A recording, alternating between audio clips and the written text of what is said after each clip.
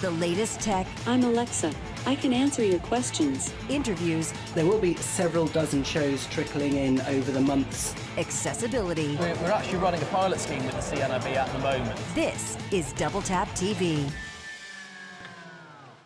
Welcome to another edition of Double Tap TV. Thank you guys so much for being here. Before I bring Stephen Scott and our special guest on, I want to remind you guys that you can get in touch with us. Our email address is feedback@ami.ca. If you want to find us on Twitter, no problem. It is @DoubleTapCanada, and use the hashtag AskDoubleTap. Stephen Scott, how you feeling this week? I hope you're pumped up to talk all about iOS and Android 11. Is it 11? Well, yes, it's 11. I'm happy to talk about any Apple product. Android, though, do we really have to talk about that today, Mark? Really? We have to, Stephen, because you got to give equal weight to both operating systems. Not everybody uses an iOS device like us. But you know what? We are... Listen, come on. You like the Pixel. You like Android phones. I like the Huawei phones. We like it. Don't pretend you don't. Okay, all right. Fair enough. I like it. All right, but I wouldn't use it. But that's just me. And the reason being is because I just love the Apple ecosystem. I love how it all connects together. I love how it all works together. I can go on my Mac and I can do the same things I do on my iPad or on my phone or even on my watch. I don't have the hassle. Whereas Android is already all over the place. It's bitty. Keep it. It's gotten so much better, Stephen. You know it has. Fake news. Sorry, are you two okay? Do you need a minute alone? Oh, by the way, welcome, Sean Priest. Whenever we're going to talk about Android, we always want to include Sean Priest because if you think back, guys, this is a flashback to when we first started Double Tap TV. Sean, you were one of the original guests and the original features. We talked about your Android diary, like you actually switched from iOS to Android. A little birdie may have told me on Double Tap Audio and AMI Audio that may not be the case anymore. Yes. But... Yes. Still, when we talk about Android, you are not as negative about it as Stephen. No, I'm not. Android is fantastic. I'm platform agnostic. I don't care. Whichever one works for me, and Android works fine. It's just that, yes, currently I am on iOS and iPhone 11, but that's not to say Android's bad at all. No, look, I'm not saying Android's bad, guys. Yes, I'm just saying it's not for me. I'm not saying that. I'm saying it's just not for me. I think your exact words were, it's a little bit bitty. Nah, forget it. I may have used those words. Guys, simmer down. Simmer down now. I may have used those words, but I don't remember them. I've got a very important question here. Come on, then. I've got a very important question. Have we reached the point now... Okay, and Stephen, you get to go first because this is your show. Your name's on the show. Okay. No favoritism here. No. Have we reached the point where you can get everything you want on an Android device as you can on an iOS device and back and forth? Because there was a time where the ecosystem on Apple was way more plentiful than that on the Android. So...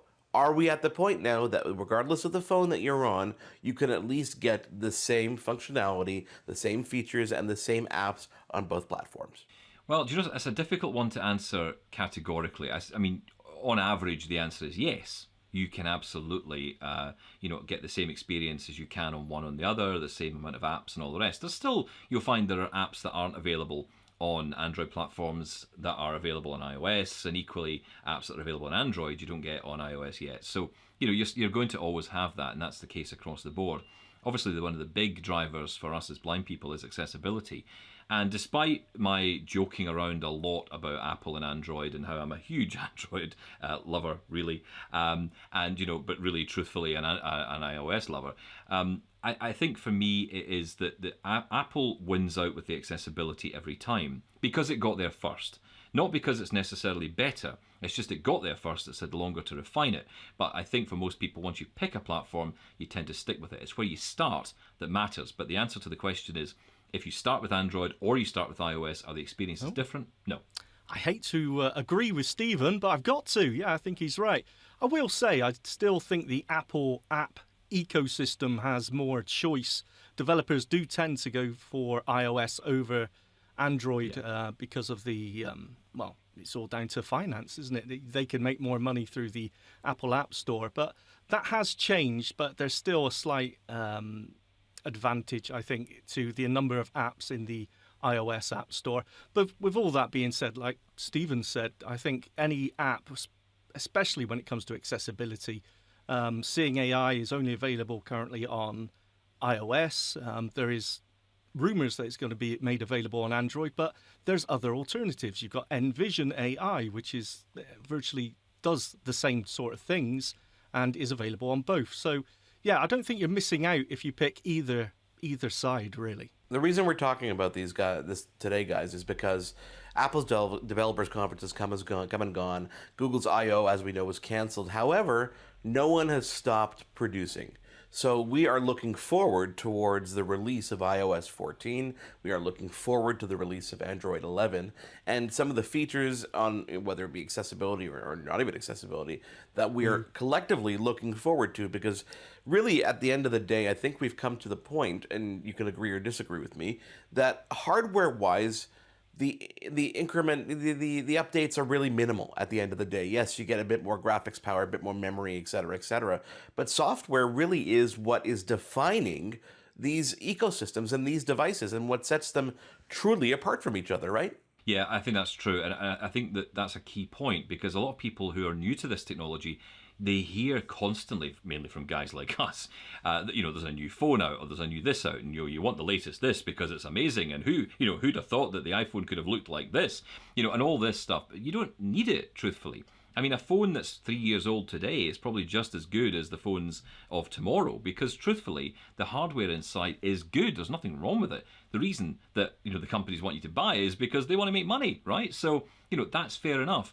But I think we've got to acknowledge the fact that the hardware is of course important, but any phone, we've talked about this, for example, a lot of blind people tend to look at cameras on smartphones to say, well, how good is the camera? If I'm using an OCR app to read a document, how good does that camera need to be? Truthfully, you've got an iPhone 6 or later, you've got a perfectly good camera in there. Anything beyond an iPhone 6 is more than decent. You could even go back further, but then you get into issues around software. The point is that the hardware of those earlier phones is just as good as today. It's the software that drives it and gives it the new features. And of course, the newer hardware does support newer features, which of course entices you to spend money, which of course is these companies' overall aim. Well, so as we continue this week's show, we are going to dive into the next version of Android and to the next version of iOS. Which one we're going to start with, you're going to have to wait to find out. It is Double Tap TV. He is Stephen Scott. I am MARC AFLALO, and we are joined by Sean Priest this week. Stick around. We'll be back in just a moment here on Double Tap TV. For more great Double Tap TV content, visit ami.ca/doubletap. This is Double Tap TV. We are back on Double Tap TV. Thank you guys so much for being here. If you want to get involved in the show, I always remind you, it's feedback@ami.ca. That's our email address, of course.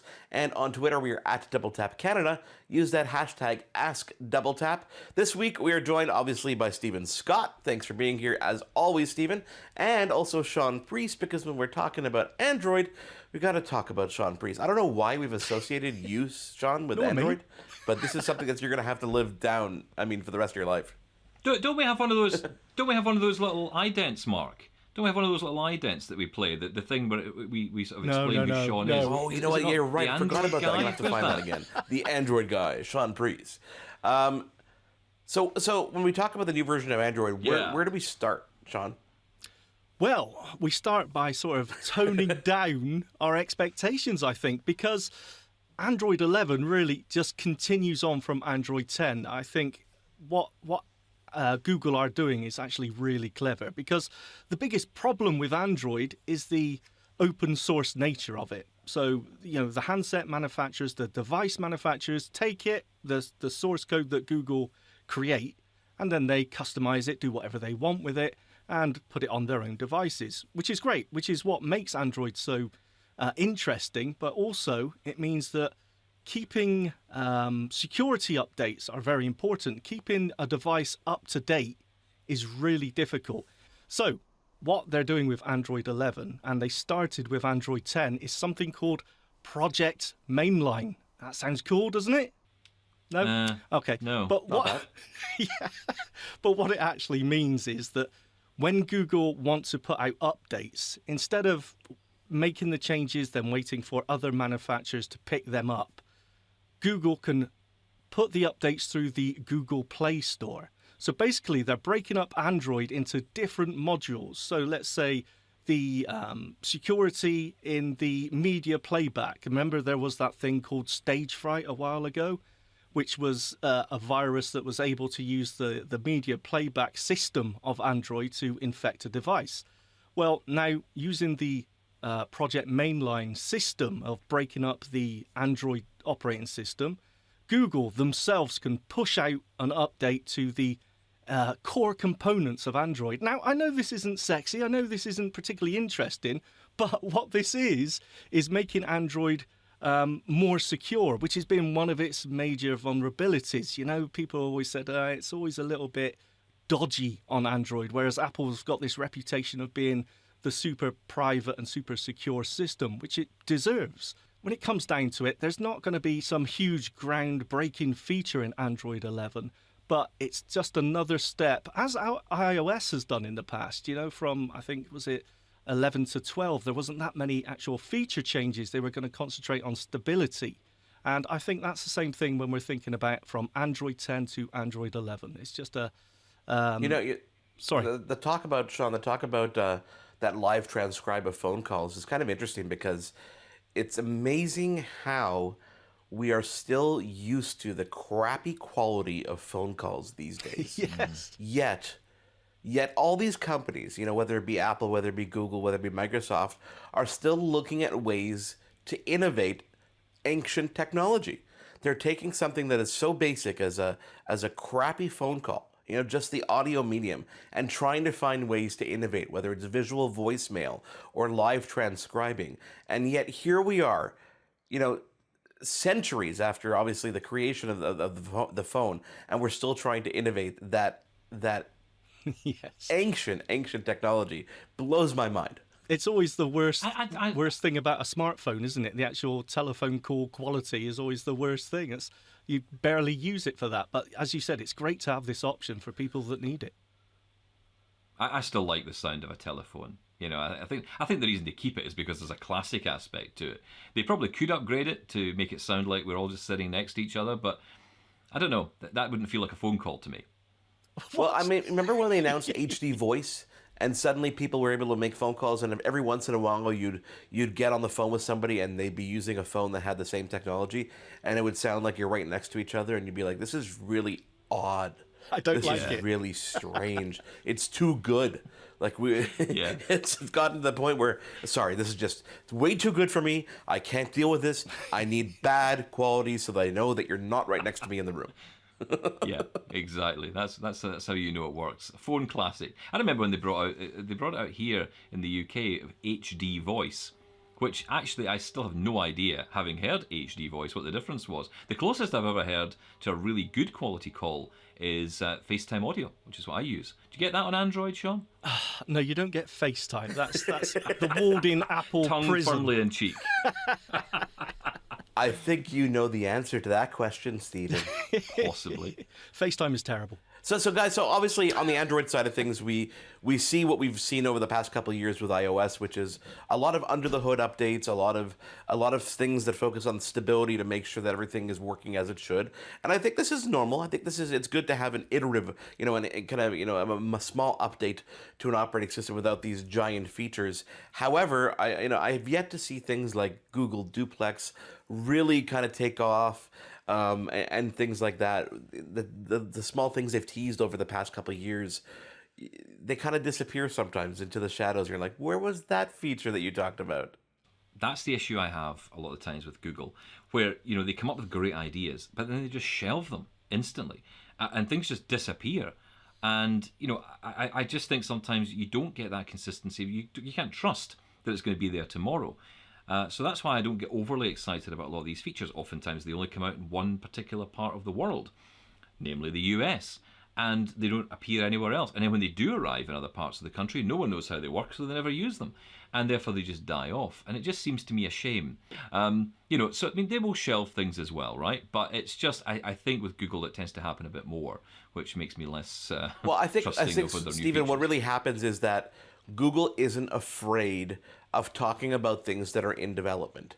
They're not afraid about showing something off before it's ready. And we're talking about really before it's ready, like years before it's ready. Whereas Apple, when they hit the stage, they really go with the things that are truly polished and they know absolutely categorically are going to make it into their devices.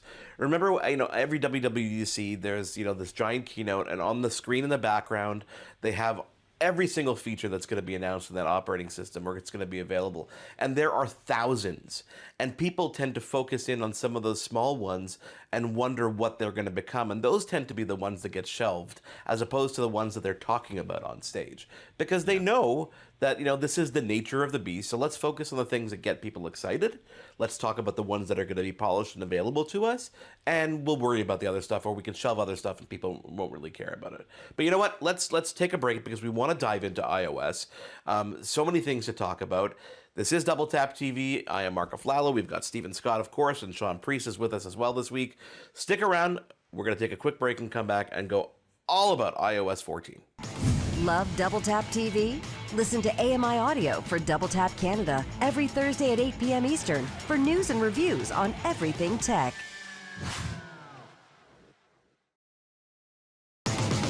This is Double Tap TV. We are back on Double Tap TV. Thank you guys for being here. I am Mark AFLALO. We are joined, of course, by Stephen Scott and this week Sean Priest. Sean, I'm going to kind of shove you to the side now because you've said your piece about Android. That's fine. Until, Quite of course, Stephen mentioned something that, of course, Android has had for many years that iOS is introducing. Yes. But Stephen, let's shift that focus to iOS 14 because obviously this is a big year for Apple. Obviously, we're going to see a really cool hardware refresh that we're expecting come September, October, maybe a bit later this year because of the state of the world. But WWDC had the largest attendance numbers ever because no one had to pay, no one had to travel, and it was a virtual conference. That being said, it felt to me like there was a little bit of a mishmash of information, so it wasn't as focused as previous keynotes have been. That being said, what is getting you excited about iOS 14? Well, the first thing that always excites me about any new iOS operating system, and the same for macOS or watchOS or whatever, is accessibility. What features are going to be in there? And unfortunately, because this year was a little bit of a mishmash, as you say, and in fairness, this isn't unusual, but you don't often get the accessibility announcements off the bat. They don't tend to announce them. We heard about VoiceOver on day one, and then we never heard about it since. We heard about voice control when it was launched, never heard about it since. We heard about the wheelchair mode on Apple Watch. So, we occasionally get the announcement, but it is very rare, and we don't hear updates about it very often, if at all, at the main event. So you have to really dig in and look for that, and we'll probably get more information about that in the coming weeks.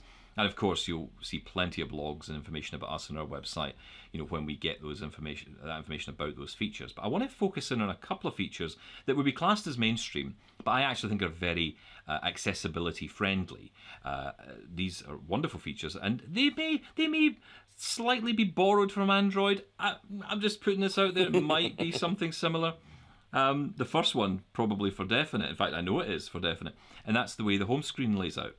Now, I don't know about you guys, but I have my apps all laid out in lovely folders, on one screen on my iPhone. So I go to my SE and it's got all my apps laid out. They've got my shopping folder and my entertainment folder and all that stuff. But the apps are everywhere. And the problem is that I've set up so many folders that I can't remember where any of the apps are.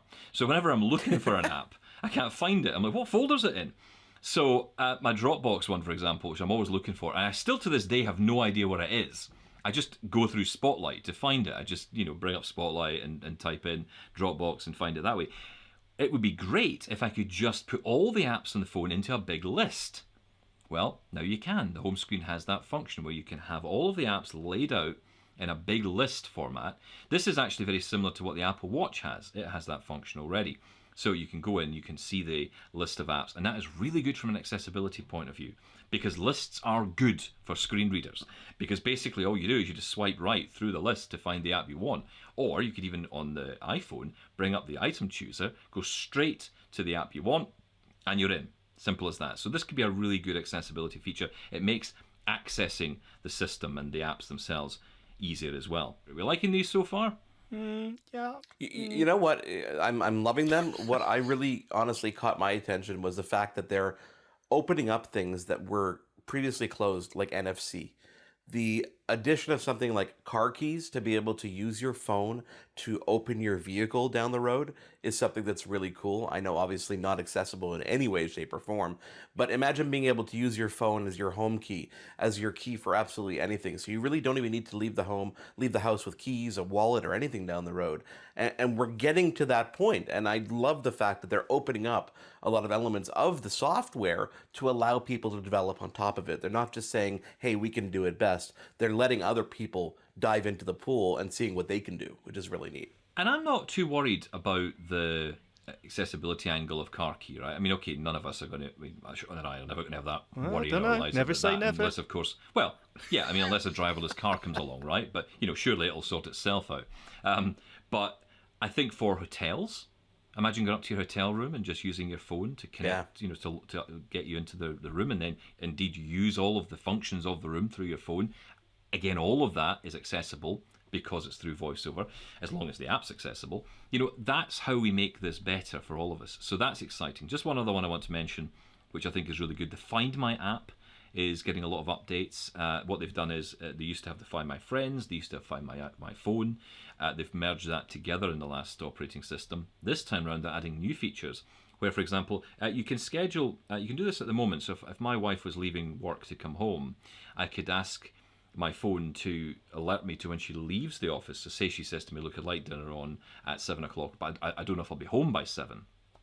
Then I know when she's left the office, so I can calculate, right, now it's time to put the meal on and have it ready for her coming home.